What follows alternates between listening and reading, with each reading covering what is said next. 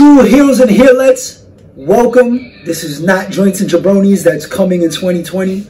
I am your boy Chris G, aka Mr. Name That Jabroni. I'm actually here today to take over for the Lynches because they're on their family holiday. This is my co-host for Joints and Jabronis and this edition of Getting Smacked with Chris G. This is Mary Jane, everybody. This is some good purple mixed with, I can't even tell you what the other shit is mixed with. But we're going to review SmackDown today. Me and her, of course. First thing we got to do, light up. The Lynches. Hope you have fun on your holiday. I understand. I don't understand where you guys went. I hope you had a safe trip, if you guys went anywhere. I have no idea where they went. I'm going to light up a Christmas tree of my own.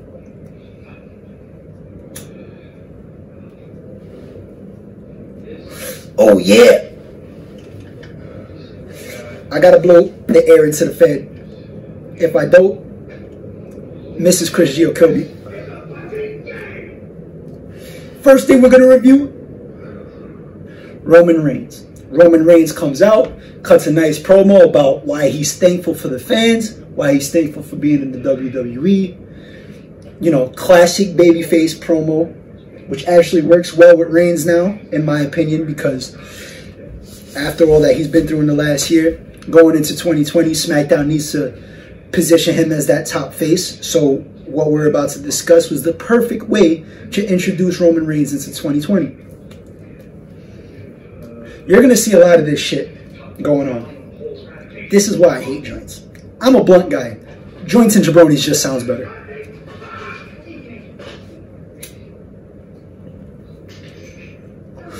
Shout out to the producer for editing out all the bullshit.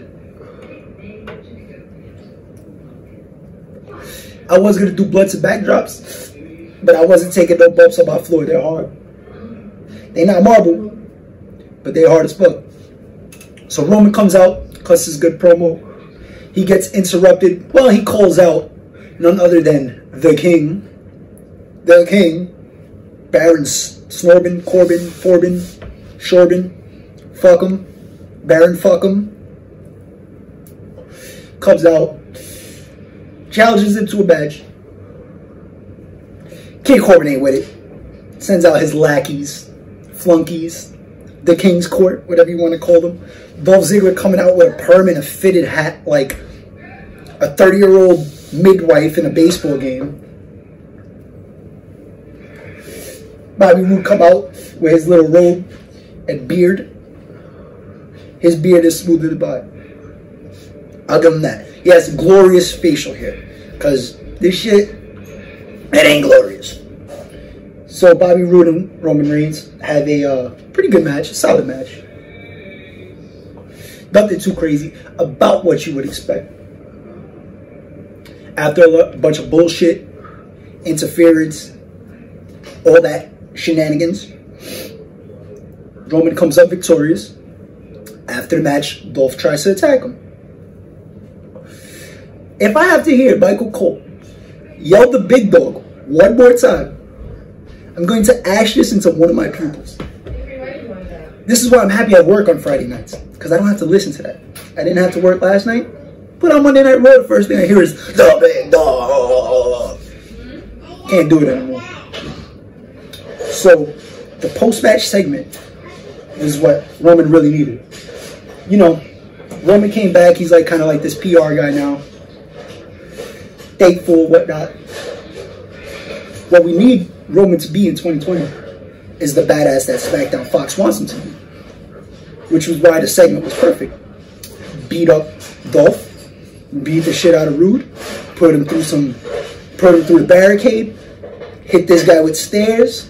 Throws a table on him. Goes crazy. Fist bumping little kids in the crowd. Everybody in the crowd's going crazy. It's exactly how you need to position Roman Reigns for 2020. Top SmackDown superstar. Next segment was the Firefly Funhouse. Just like a tease. And we happen to see the Fiend's title. His own version. Yeah.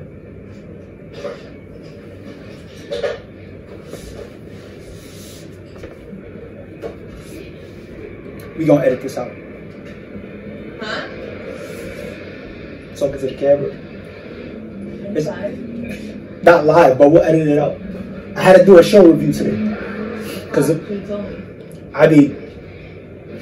would have told you, but then you were like, I don't care. Well, it smells in the house, that's why. I know, it's because I'm not blowing this shit in the bed. See, y'all motherfuckers got me in trouble. You can keep this. Just not all of it.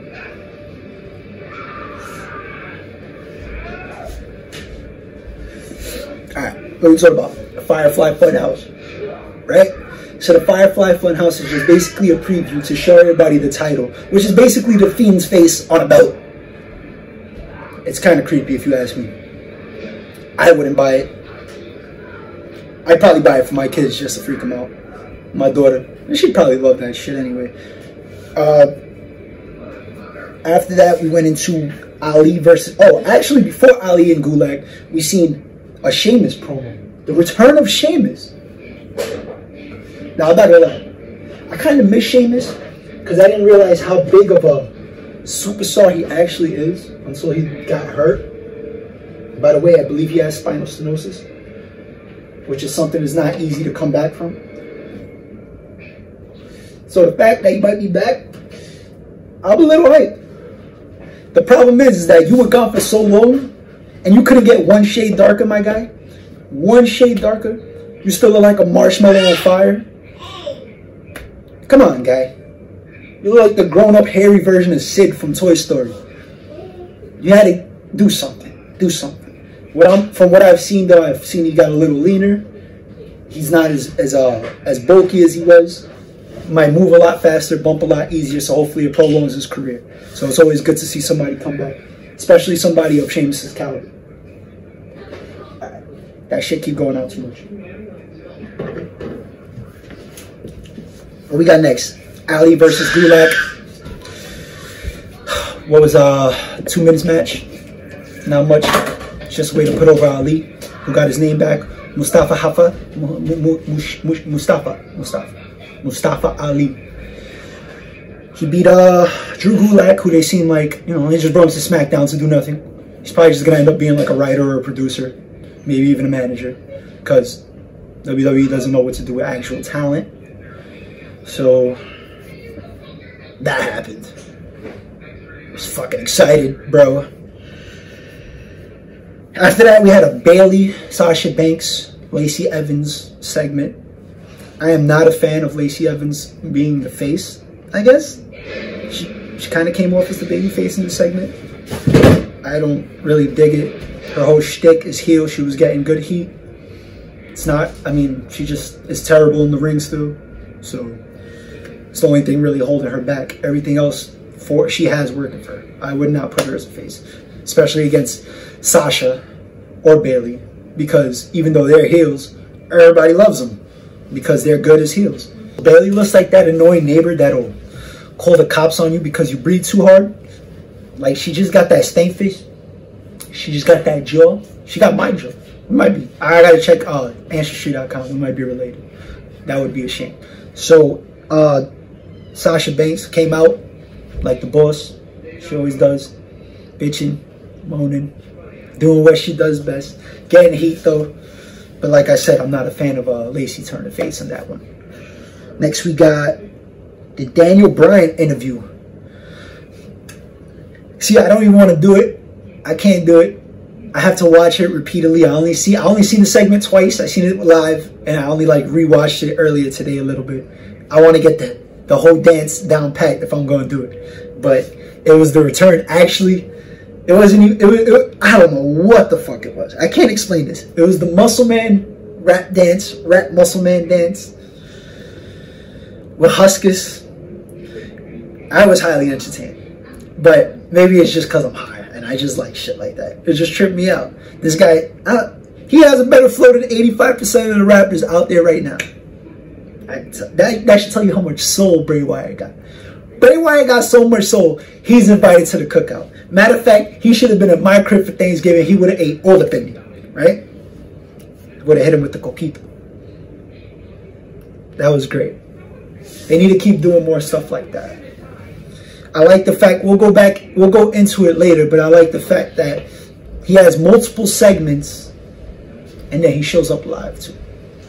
Strong, it's the best way to keep his character relevant. It's going to stay relevant because he's the champion, obviously, but it's so hot. You have to keep it, it's going to be hard to keep it that hot, but you have to keep it hot. And I think that's the right way to keep doing it.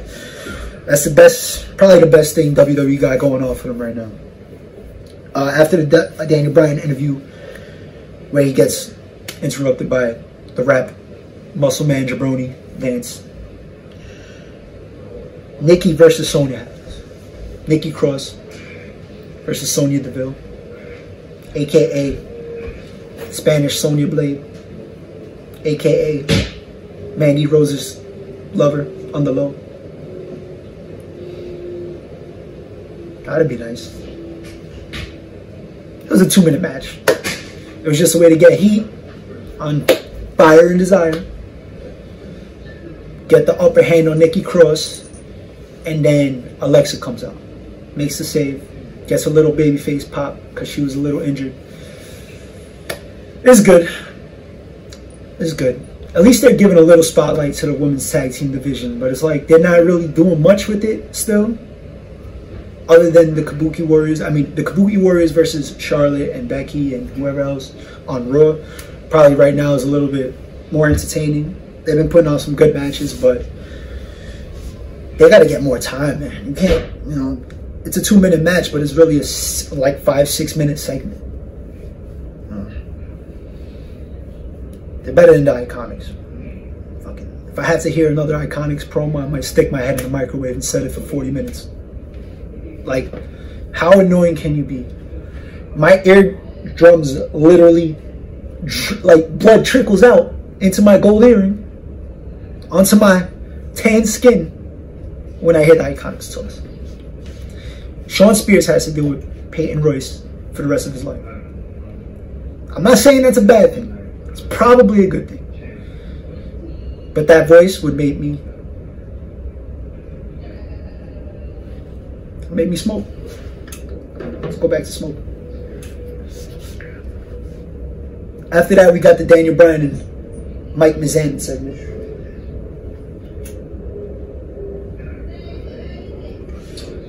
A little back and forth, playing on their history together. Honestly, I don't even know what the fuck Miz is anymore. It's not like he's gearing up for another heel turn. I'm all for it. He's too talented to just be, you know, doing segments, Miz TVs with the same guest every week, basically. I don't know, man. It really didn't get crazy until later in the night when The Fiend came out. But the whole Daniel Bryan Miz interaction is just like, they have so much history that I guess you could always go back to it to keep people entertained, but at the same time it's starting to lose its spark a little bit, especially now because Daniel Bryan's basically a yes man again. We'll go to that later. But after that, Elias returned in a segment with Drake Maverick and Dana Brooke. But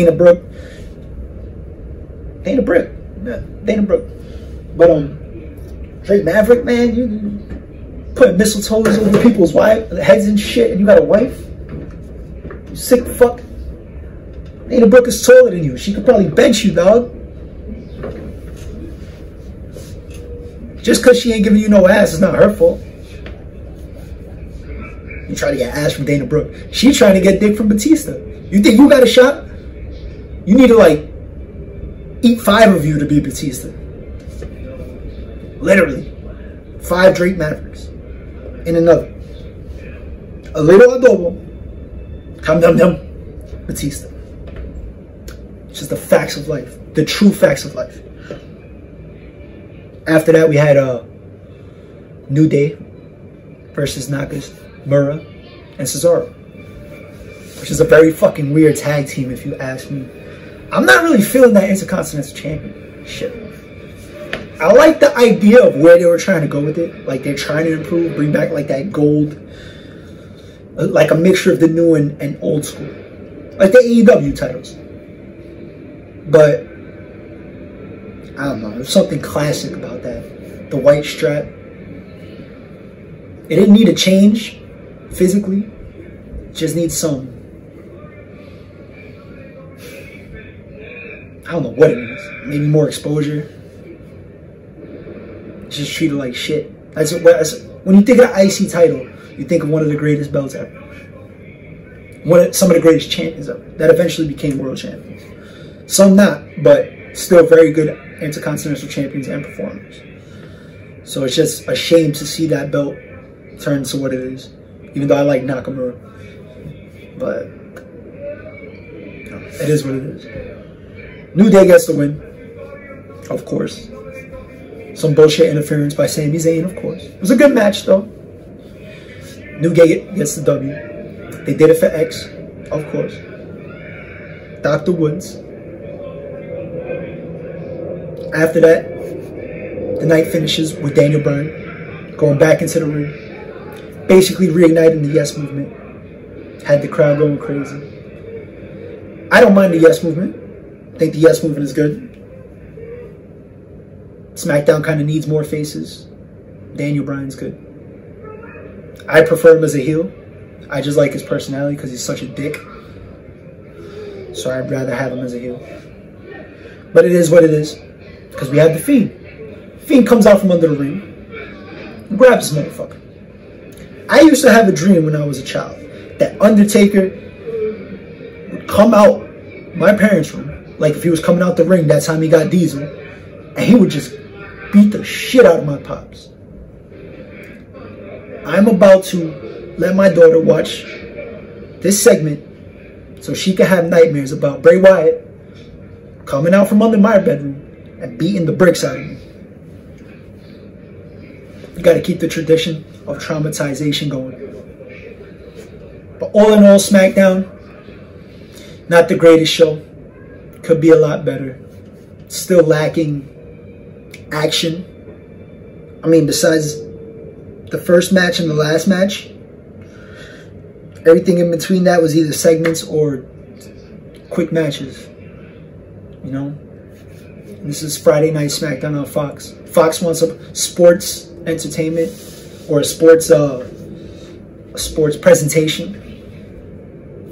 You give them this. No Braun Strowman, at least. I didn't see Braun. Maybe he was there. Maybe he wasn't. All I'm saying is WWE, you have to do better. Especially with SmackDown. So this was your first edition.